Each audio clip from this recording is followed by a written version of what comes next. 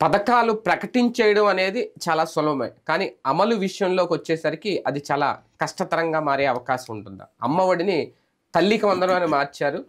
అయితే తల్లికి వందనం పేరుతో ఎన్నికలకు ముందు చంద్రబాబు నాయుడు గారు కానీ, ఇప్పుడు మంత్రులుగా ఉన్నవాళ్ళు కానీ అప్పుడు చేసిన ప్రచారం ఇంట్లో ఎంతమంది ఉంటే అంతమందికి, ఒకరున్నా, ఇద్దరున్నా, నలుగురున్నా, ఎంతమంది ఉన్నా సరే ఒక్కొక్కరికి 15,000 చొప్పున ఇస్తాము అని. కానీ తాజాగా విడుదలైన జీవో ప్రకారం చూస్తూ ఉంటే ఎంతమందికి అంటే అంతమందికా, లేదంటే ఒక్క తల్లికి మాత్రమే 15,000 ఇవ్వబోతున్నారా ఏడాదికి? ఈ అనుమానం అయితే ఉంది. అది సాక్షి అయితే పక్కాగా మోసం చేసిందనో, ప్లేట్ ఫిరాయించారనో చంద్రబాబు నాయుడు గారు ఇవ్వలేకపోతున్నారు, ఈ పథకం తల్లికి వందనం పేరుతో వంచన చేశారు అని ప్రచారం అయితే చేస్తోంది. దీంట్లో వాస్తవం ఎంత? ఇదే అంశం మీద చర్చించే ప్రయత్నం చేద్దాం. సార్, పథకాలు ప్రకటించేయడం చాలా సింపుల్. దానికి ప్రజలు కూడా చాలా ఆకర్షితులు అవుతారు. కానీ హామీ నిలబెట్టుకుంటే ఓకే.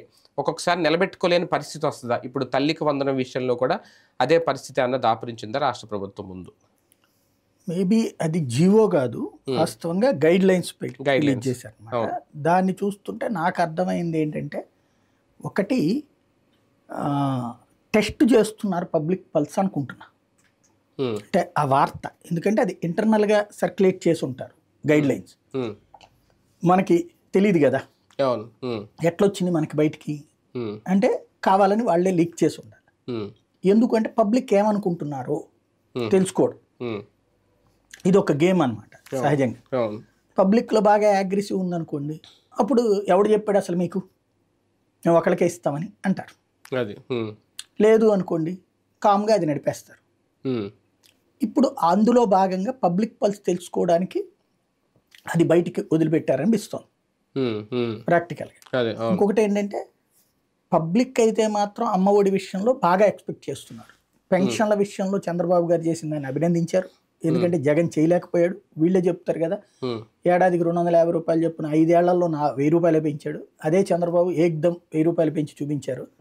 ఆయన 1000 రూపాయలు పెంచడానికి ఏడాది 5 ఏళ్ళు తీసుకుంటే ఒక్క ట్రిప్పే 1000 రూపాయలు పెంచినటువంటి ఘనత చంద్రబాబు గారిది. పైగా 3,000 రూపాయలు అడిషనల్గా ఇచ్చారు. అట్లాగే పెన్షన్ ఆయన 3,000 రూపాయలు వికలాంగులకు పెంచితే ఏకదం 6,000 రూపాయలు ఇచ్చినటువంటి చరిత్ర ఆయన తిన్నాడు. అది రికార్డ్, ఒప్పుకు తీరాలి. అంతకుముందు కూడా 200 ఉన్నదాన్ని 1000 రూపాయలు చేయడం కానీ ఆయనదే రికార్డ్. 1000 ఆయన ఉన్నప్పుడే 2,000 అయింది. ఆ 2,000 3,000 చేయడానికి ఈయనకి 5 ఏళ్ళు పట్టిందని చెప్పడంలో తప్పేం లేదు. అలా అది ఎట్లయితే అమలు చేశారో వాలంటీర్ వ్యవస్థ విషయంలో అట్లాంటి గందరగోళం. వాలంటీర్ని ఉంచుతాం, 10,000 ఇస్తాం, ఇంటింటికి డబ్బులు అందిస్తాం అన్న దాంట్లో అదే జగన్ అదే ఇదివరకు మనం అనేవాళ్ళం, మాట తిప్పారు, మడమ తప్పారు అన్నటువంటి. అట్లాగే ఇక్కడ దాంట్లో ట్విస్ట్ ఇచ్చారన్నమాట వీళ్ళతో. ఇక్కడ పోనీ తర్వాత ఇప్పుడున్న వాలంటీర్లు ఏమైనా కంటిన్యూ చేస్తామని చెప్తున్నారంటే అసలు దాన్ని మాట్లాడడం మానేశారు. అంటే కంప్లీట్గా వాలంటీర్ని మోసం చేసినట్టు, పబ్లిక్కి కూడా ఒక రాంగ్ ఫీడ్బ్యాక్, అబద్ధం చెప్పినట్టు. అదేమంటే మీకేముంది, అవి డబ్బులు కావాలి, నెలకి ఇంటికి రావడమే కదా, ఇచ్చేస్తున్నాం కదా మేము అని చెప్పడం.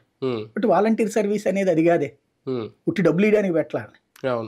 వివిధ రకాలైనటువంటి సర్టిఫికెట్లు, సంక్షేమ పథకాలు ధృవీకరణ, కన్ఫర్మేషన్, ఇవన్నీ చాలా ఉన్నాయి వాళ్ళకి. కాబట్టి అది ఇక్కడ ఒక ఇది నడుస్తుంది. సరే, అది ఒక పక్కన నడుస్తుంటే ఇప్పుడు రెండవది ఇది అమ్మఒడి. చాలా ఇక్కడ ముగ్గురి మాటలు బాగా, ఇందులో పవన్ కళ్యాణ్ పెద్దగా మాట్లాడలేదు కానీ, ఈయన ఒకళ్ళు ఉంటే 1,500, ఇద్దరు ఉంటే 3,000, 30,000, 15,000, 30,000, 45,000, ముగ్గురు ఉంటే ఎంతమంది ఉంటే అంతమందికి నలుగురున్న 60,000 ఇస్తాను అని పదే పదే చెప్పారు. అలాగే మన లోకేష్ చెప్పారు.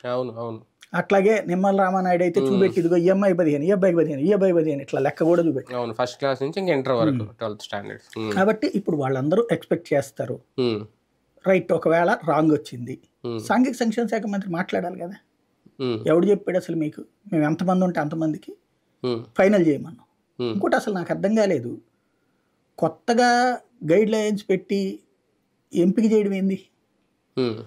ఆల్రెడీ నీ దగ్గర 1,47,00,000 రేషన్ కార్డులు ఉన్నాయి, నీ దగ్గర సచివాలయాల్లో డేటా ఉంది, ఎవరి ఇల్లు ఏంటి, ఎవరి ఆర్థిక స్తోమత ఏంటి అన్నట్టు. ఇంకా మళ్ళీ వెళ్ళి ఎత్తుకురావడం ఎందుకు? మళ్ళీ మొదటి నుంచి అప్లికేషన్స్ ఎత్తుక్కోవడం ఎందుకు? పని ఆల్రెడీ సులభం కావాలి కదా. ఇప్పుడు మీరు చూస్తే జగన్ హయాంలో క్యూలు కట్టింది ఎక్కడా లేదు. ఒకసారి గుర్తుకు తెచ్చుకోండి, జగన్ వచ్చిన కొత్తలో ఒక్క చోట క్యూ కట్టారు. దేని దగ్గర అంటే ఆధార్ ఆఫీసుల దగ్గర. ఎందుకంటే ప్రతి సంక్షేమానికి ఆధార్ అప్డేట్ అన్నారు. ఆధార్ లింక్ అన్నారు. అందుకని లేని వాళ్ళు ఆధార్లు తీసుకోవడం, ఉన్నటువంటి వాళ్ళు ఆధార్ అప్డేట్ చేసుకోవడం చేశారు. అడ్రస్తో సహా ఉండాలి అని చెప్పి దానికోసం ఒక 15-20 రోజులు అనుకోండి, ఒక 2 నెలలు అనుకుంటా, పూర్తిగా ఆధార్ ఆఫీసుల చుట్టూ పరుగులు పెట్టారు జనం. That's enough.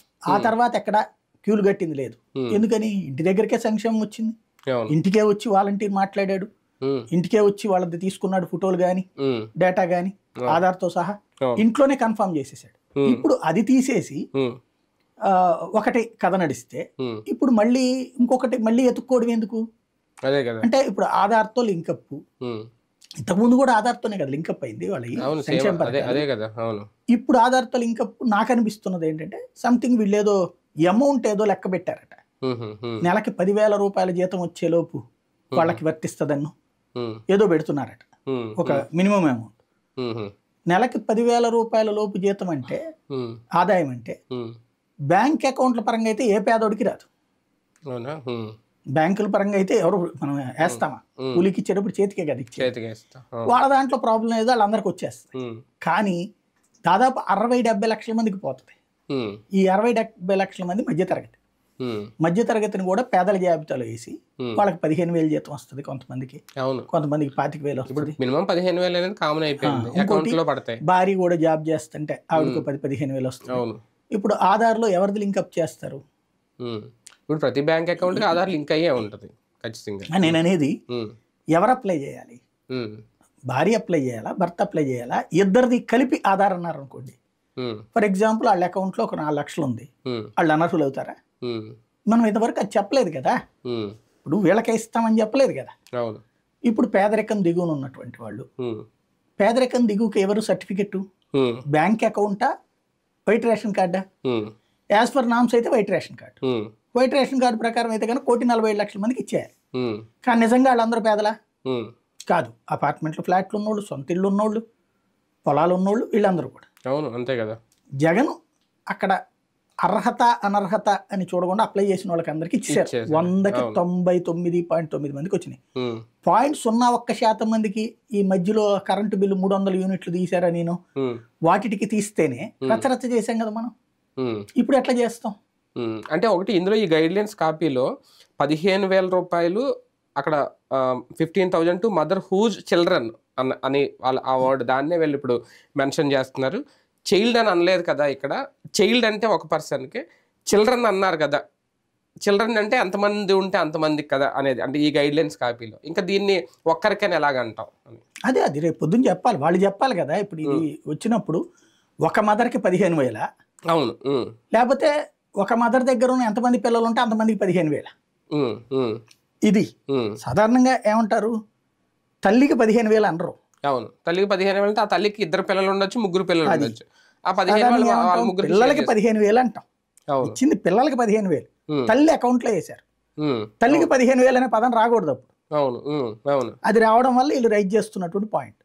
వెంటనే క్లారిటీ ఇవ్వాలి కదా. నాకు అర్థం కాదు ఏంటంటే 48 అవర్స్ గడిచింది, ఎవరు చెప్పట్లేదు, అధికారికంగా మాట్లాడాలి కదా. 75% అటెండెన్స్ ఉన్న వాళ్ళకి మాత్రం ఇస్తారనే గైడ్ లైన్ ముందు కూడా ఉంది. అది పెద్ద ప్రాబ్లం కాదు. కాకపోతే ఇక్కడ ఏంటంటే required validation for identifying the eligible BPL families అనేది. నిజంగా బీపీఎల్ ఫ్యామిలీస్కి ఇది ఇవ్వాలి అని రూల్ ఉంటే, ఇందులో కనుక వీళ్ళు ఎలిజిబుల్ కాదు అని అనుకుంటే రేపు పొద్దున్న బిలో పవర్టీ లైన్ కిందే ఇది కూడా ఉంటుంది, ఏంటి రేషన్ కార్డు కూడా. అప్పుడు అవి కూడా తీసేస్తారా మరి? అదే కదా అనేది ఇప్పుడు దాన్నే తేల్చాలి.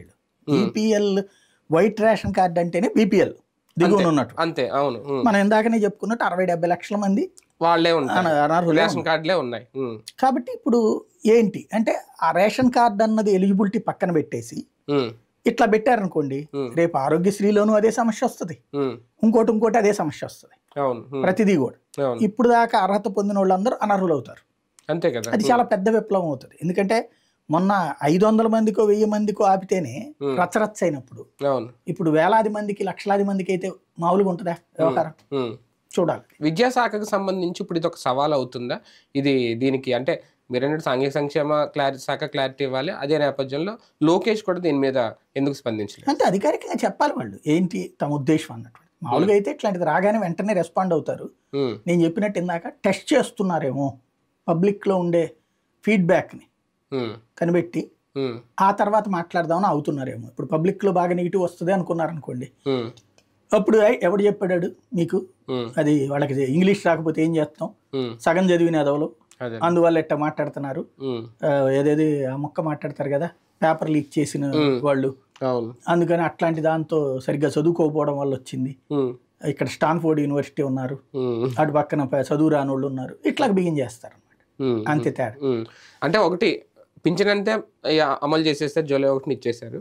మిగిలిన సంక్షేమ పథకాల అమలు విషయంలో ఇప్పుడు 15,000 అంటే ఈ లెక్క ఒక భారీ బడ్జెట్, దాదాపు 1 కోటి మంది పిల్లలు చూసుకున్న ఎంత బడ్జెట్ అవుద్ది ఏంటనేది. సంక్షేమ పథకాలు ఈ తరహా అమలు చేసినట్టు చొక్కలుగా అనిపిస్తున్నాయి రాష్ట్ర ప్రభుత్వానికి. ఖచ్చితంగా. అందుకని మీమాంస అంతే చూడాలి. అదే ఇప్పుడు బేసిక్ గా ఇదొకటి, మహిళలకు 1500, ఈ రెండు కత్తి మీద సాం.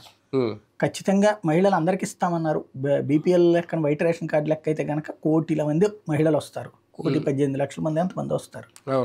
అదే సందర్భంలో అది ఈవెన్ చీఫ్ అండ్ బెస్ట్ గా తీసేసి 75 లక్షల మంది అవుతారు. అట్లాగే ఇదొకటి. ఇప్పుడు 1 కోటి మంది వేసుకుంటే 1 కోటి మందికి 1500 అంటే 1500 కోట్లు నెలకి. 15,000 1500 కదా ఇస్తానంది. 15,000 కదా ఒక్కొక్కరికి 1500 కదా, 1 కోటి మంది. అదొక 1500 కోట్లు, ఇదొక 15,000 కోట్లు. అది కూడా ఇంట్లో ఎంతమంది ఉంటే అంతమందికి, ఒక్కరికేనా? ఇంట్లో ఎంతమంది ఉంటే అంతమంది, ఎంతమంది ఉంటే అంతమంది చెప్పి 18 ఏళ్ళ నుంచి లెక్క ఉన్నది 1 కోటి మంది. 1,30,00,000 ఎంత ఉన్నారు, వీళ్ళు 30 లక్షలు తీసినా 1 కోటి మంది అవుతారు. 1500 కోట్లు దానికి. ఇప్పుడు పెన్షన్లకి మొన్న 4,500 కోట్లు ఏమైంది, అది ఇప్పుడు 3,000 తీసేస్తారు కాబట్టి 2,500 కోట్లు 3,000 కోట్లు అవుతుంది. అదొక 3,000, ఇదో 1,500, అక్కడికి ఒక 4,500 కోట్లు నెలకి ఇచ్చేయాలి. ఇక్కడ ఆదాయం పరంగా చూస్తే అట్లా లేదు. ఇప్పుడు అమ్మ ఒడి ఇవ్వాలా, ఇంకా రకరకాలు ఉన్నాయి కదా, విద్యా దీవెన, దానికి కూడా పేర్లు చెప్పారు కదా, ఇవన్నీ చాలా ఉంటాయి. కాకపోతే ఇప్పుడే ఇస్తారా, లేకపోతే ఇప్పుడు జగన్ రాక్షసుడు నాశనం చేసేసాడు రాష్ట్రాన్ని, ఇప్పుడే మేము బాగు చేస్తున్నాం కాబట్టి అని చెప్పి కొంత టైం తీసుకుంటారా చూడాలి. స్కూళ్ళు కాలేజీలు ఓపెన్ అయిపోయినాయి కదా, ఈ టైంలో ఈ టెస్టింగ్ పీరియడ్ అనేది అవసరమా, ఇబ్బంది కదా వాళ్ళకి? ఇప్పుడు 5 ఏళ్ల దాకా ఎవడేం గెలకలేరు, ఏం బేకలేరు, కాబట్టి ముందు ఇట్లా ప్రాబ్లం వచ్చిన తర్వాత చదువుకోవచ్చు అనే లెక్క ఉండొచ్చు. ఇందులో ఇంకొకటి కూడా, ఓన్లీ గవర్నమెంట్ స్కూల్లో చదివిన వాళ్ళకే అనేది దీంట్లో రాయలేదు కదా, రాయలేదు. చూడాలి, అది ప్రచారం, సాక్షి చేస్తున్న ప్రచారం. కానీ ఇంతకుముందు జగన్మోహన్ రెడ్డి గారు అయితే గవర్నమెంట్ స్కూల్ అని నేనే ముందు ఒక వీడియో చేశాను. ఏది అతను నవరత్నాలు అనౌన్స్ చేసిన టైంలో ఇట్లాగే అందరికీ ఇస్తే ప్రైవేట్ స్కూళ్ళని ప్రోత్సహించినట్టు అవుద్ది, అదే ఒకటి గవర్నమెంట్ స్కూల్కి ఇస్తే గవర్నమెంట్ స్కూల్ బాగుపడతాయి కదా అన్నటువంటి చేసినప్పుడు ఫస్ట్ పార్టీ ఆ విధమైనటువంటి అనౌన్స్మెంట్ ఇచ్చింది. అప్పుడు ఎవరో అధికార ప్రతినిధులు వచ్చి అవును మేము ఉట్టి గవర్నమెంట్ స్కూల్కే అని చెప్పారు. మళ్ళీ జగన్ దగ్గరికి వెళ్ళి ఎవరో చెప్పారు, దాంతో జగన్ మళ్ళీ రూట్ మార్చి లేదు అందరికీ అని చెప్పాడు. ఎలక్షన్స్ ముందు జరిగింది, నాకు గుర్తు అది బాగా. అందరికి ఇచ్చారు. కానీ ఇప్పుడు ఇది క్లారిటీ ఉందా, ఓన్లీ గవర్నమెంట్కే ప్రైవేట్ స్కూల్కే అనేది? అందరికీ అనినే కదా వీళ్ళు చెప్పింది. దీంట్లో గైడ్ లైన్స్ అయితే అట్లాగేం రాయలే గవర్నమెంట్ స్కూల్స్ వాళ్ళకే అని. అంటే వేల వరకు చేస్తున్న ప్రచారం మాత్రం. దీని మీద అంటే కూటమిలో ఉన్నాం కాబట్టి మాట్లాడట్లేదు, పవన్ కళ్యాణ్ గారి దీని మీద మాట్లాడలేదు, ఒక బీజేపీయో లేదంటే మిగిలిన పార్టీలో సిపిఎం సిపిఐ లేదంటే కాంగ్రెస్ కానీ ఎందుకు ఇంకా నోరు విప్పట్లేదు? అంటే ఇది గైడ్ లైన్స్ అంటున్నారు కదా, అధికారికంగా ప్రభుత్వం చెప్తే అప్పుడు మాట్లాడతారు. ఇదేంటంటే గైడ్ లైన్స్ అనేది వాట్సాప్లో లీక్ చేశారు కాబట్టి ఇప్పుడే మాట్లాడరాళ్ళు. అది అధికారిక స్టేట్మెంట్ వచ్చాక, జీవో వచ్చాక అప్పుడు మాట్లాడతారు. భారం మోయలేక రేపొద్దున్న ఇప్పుడు ఆగస్టు 15 నుంచి అనుకుంటా, ఇందాక మీరు అన్నారు 1500 పథకం లేదంటే ఉచిత బస్సు ఆగస్టు 15 నుంచి ప్రారంభిస్తారు అనేది ఒక ప్రచారం అఫీషియల్గా రాలేదు. అలాగే దసరా నుంచి ఆ ఉచిత గ్యాస్ సిలిండర్ అన్నారు కదా, 3 కూడా ఇస్తాము అనేది. భారం మోయలేనప్పుడు అవి కూడా కష్టం అవుతాయా రేపొద్దున? అంటే ఇక్కడ వీటన్నిటికీ సమస్యకు ఒకటే పరిష్కారం, అర్హుల జాబితాను తగ్గించేస్తే అయిపోతుంది. అంటే ఇప్పుడు అదే చేస్తారు మేబీ. అట్లా చేస్తే తిరుగుబాటు వస్తుంది. ఇప్పుడు మీరు ఇవ్వకపోతే శాంతం మానేస్తే ఒక సమస్య, సగం మందికి ఇచ్చి సగం మందికి ఇవ్వకపోతే ఇంకో సమస్య. అవును, అది చాలా పెద్ద సమస్య. ఇప్పుడు మొన్న ఎవరో చెప్తున్నారు పెట్రోళ్ళలో ఏది జగన్ ఇచ్చాడు కదా మన ఈ డబ్బులు అంటే ఇచ్చాడు, మరి ఎందుకు అసంతృప్తిలో ఉన్నారంటే వాళ్ళకేమో 40,000 ఇచ్చాడు నాకు 20,000 ఇచ్చాడు అన్నారు. పెట్టనం మెట్టాగు పెట్టదు పెట్టేదానికి ఏమైంది అనేటటువంటి ఒకటి ఉంటుంది ఫీలింగ్. అలాంటి నెగిటివ్ వచ్చింది అనుకోండి ఏం చేస్తారు? అవును, ఒక రకం ఇదే కనుక జరిగితే ఫస్ట్ దెబ్బ అవుతుందా? దెబ్బ ఇప్పట్లో ఏం కాదు, 5 ఏళ్ల దాకా ఎవ్వడేం బేకలేడు వాళ్ళని.